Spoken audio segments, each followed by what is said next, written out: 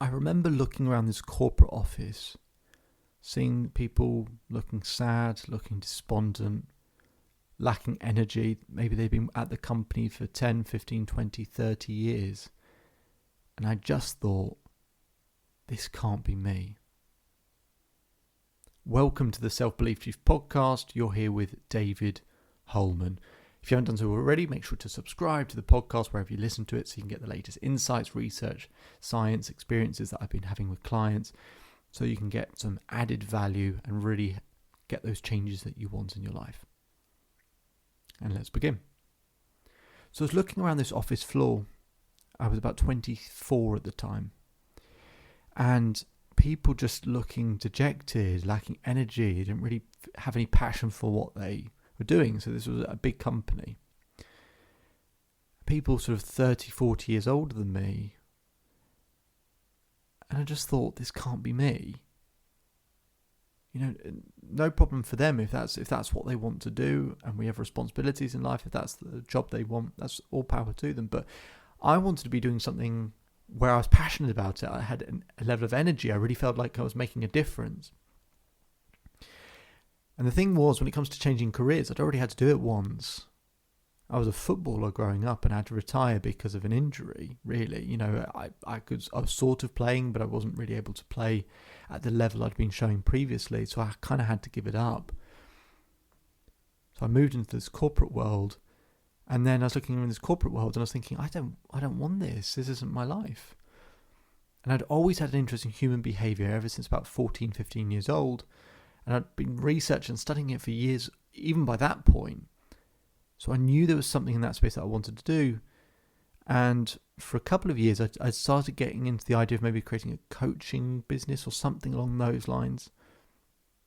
But I knew where I wasn't for me. So I've actually had to change, not only to change careers twice, change industries twice. And I know how terrifying it is and how uncomfortable it is. And why many, many people just settle. But here's the issue with just settling for something that you don't really want to do. Jim Carrey told a story of his father. And his father was a very talented musician, and he could have been a musician anywhere. But he wanted to keep it safe, so he got a job as an accountant. So rather than travelling and doing what he loved to do and at the risk of it all, he decided to be an accountant because he thought it was a safe job. A year into the job, he got made redundant. And the family struggled for years after that. The meaning Jim Carrey took from that when he was older was, you can fail at something you don't love. So you might as well have a go at what you do love. That's always stuck with me, but I've always liked certainty and security as well. So it's like, how do you marry those two things up together? Well, I want to take you through the 5 steps I take my clients through. I sort of studied my own experiences changing careers. I studied other people. I then worked with plenty of people. I worked with people who've done it really successfully to model 5 steps that people who successfully change careers all do. So here we go. The first step, I call it your future found. Your future found. I take people through a series of about, 20 something questions where it keeps narrowing down the options and the industries and the choices, so they get really, really clear and specific, because clarity brings things closer. We've got to know what the bullseye is. We've got to know what we're aiming at. Now, one of the things people struggle with is people go, there's lots of different directions I could go. I actually think it really helps to eliminate things first. So you go on Google and do a simple search for industry sectors. A whole list comes up at the top. And you can just cross them off. Just cross off all the ones that you think I've got no interest in. I don't think my skill set serves that well. And you might only be left with, say, 2 or 3 industry sectors from, however many there were in the first place. You've cut down 95% of them. And then within those, you can start narrowing down and playing with those a little bit. But we've got to find your future, get some ideas first, get a sense of what the right direction might be. The second step, I call it risk reduced. The thing that's going to stop someone from changing careers is if they associate more pain with changing than staying.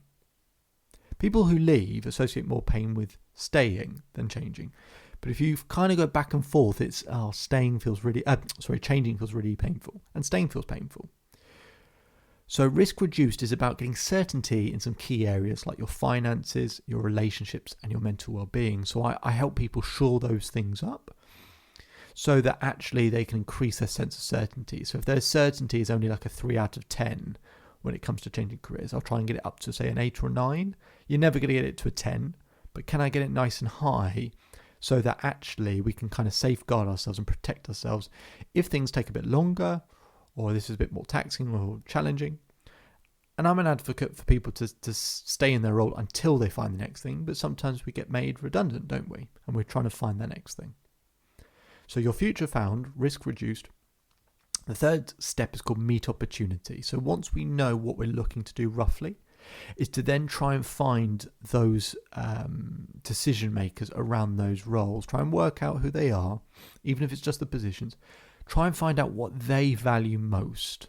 What do they value most? Because it's not about what we value, it's about what they value. So you can find out 5 to 10 people in this space, right, who know the sorts of things that we want to do. Try and reach out, connect with them, and try and find the common denominator between what they all value.